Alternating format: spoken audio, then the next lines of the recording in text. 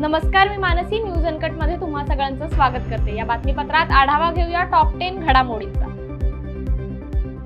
OBC समाजाच्या वतीने आज जालना जिल्ह्यात अंबड बंदची हाक देण्यात आली आहे. वडीग्रोधी येथे ओबीसी नेते लक्ष्मण हाके आणि त्यांचे सहकारी नवनाथ वाघमारे यांचं मागील 6 दिवसांपासून आमरण उपोषण सुरू आहे. त्यामुळे दोन्ही उपोषणकर्त्यांची प्रकृती खालावली आहे. या आंदोलनाला पाठिंबा दर्शवत आज अंबड बंद पाळण्यात येणार आहे. त्या अनुषंगाने सकल ओबीसी समाजाच्या वतीने अंबड शहरातून रॅली काढून अंबड शहर बंदची हाक देण्यात आली आहे.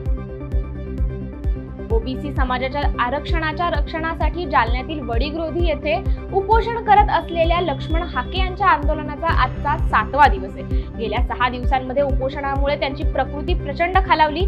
शरीरातील रक्तदाब आणि रक्तातील साखरेची पातळी कमी झाल्याने लक्ष्मण हाके यांना काल चक्कर येऊ लागली. डॉक्टरांनी त्यांना उपचार घेण्याची विनंती केली, मात्र लक्ष्मण हाके ओबीसी आरक्षणाला धक्का लागणार नाही याबाबत सरकारकडून लेखी आश्वासन मिळाल्याशिवाय माघार घ्यायला तयार नाहीये, असं त्यांनी स्पष्ट केलं.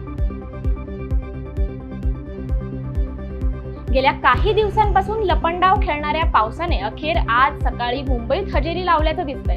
काल रात्री मुंबई शहर आणि उपनगर परिसरात पावसाच्या काही मुसळधार सरी कोसळल्या. तसेच रात्रभर पावसाची रिपरिप सुरूच आहे. मात्र आज पहाटेपासूनच मुंबईमध्ये पावसाला सुरुवात झाली. वरळी, दादर, माटुंगा तसेच बोरिवली, गोरेगाव, अंधेरीसह वांद्रे परिसरातही जोरदार पाऊस झाला. त्यामुळे उकाडा घामामुळे हैराण झालेल्या मुंबईकरांना थोडा का होईना दिलासा मिळालाय. जालन्याच्या घनसावंगी ते कुंभार पिंपळगाव रोडवरील हॉटेल शिवनेरी समोर देवी देहगाव फाट्यावर एक इसम हा विना परवाना गावठी पिस्तूल बाळगत असल्याची माहिती सहाय्यक पोलीस निरीक्षक आनंद साबळे यांनी आज मिळाली. त्यावरून त्यांनी सापळा रचून घटनास्थळी छापा मारून पोलिसांनी एकाच ताब्यात घेतलं. यावेळी त्याच्या अंगझडतीमध्ये एक गावठी पिस्तूल व 3 जिवंत काडतुसे आढळून आले.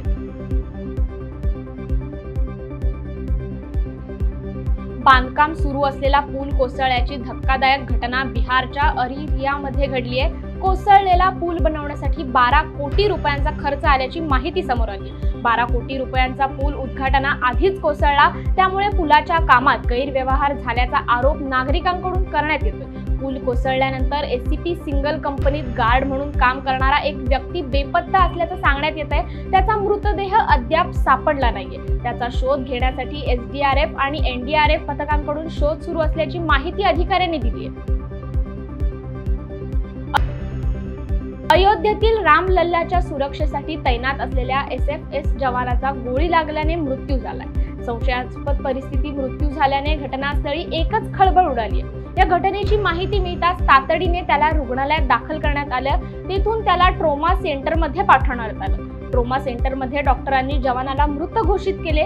गोळी कशी लागली, नेमकं काय घडलं याबाबत अद्याप कोणतीही माहिती समोर आलेली नाहीये.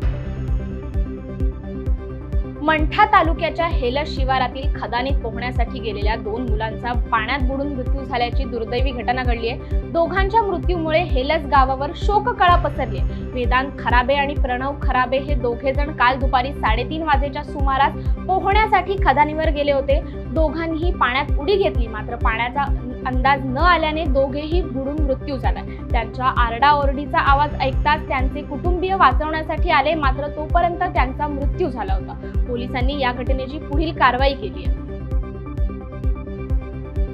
मर्सिडीज कारने दुचाकीस्वाराला धडक दिल्याची घटना समोर आली आहे. पुण्यातील येरवड्याच्या गोल्फ क्लब चौकात हा अपघात घडल्याचं समोर आलंय. एक मर्सिडीज कारने दुचाकीस्वाराला धडक दिली असून या अपघाताचा सीसीटीव्ही व्हिडिओ व्हायरल होतोय. येरवड्यातील गोल्फ कोर्स चौकात आलिशान मर्सिडीज बेन्झ गाडीखाली चिरडून एका दुचाकीस्वाराचा मृत्यू झाला. काल दुपारी 1 वाजण्याच्या सुमारास हा अपघात झाला.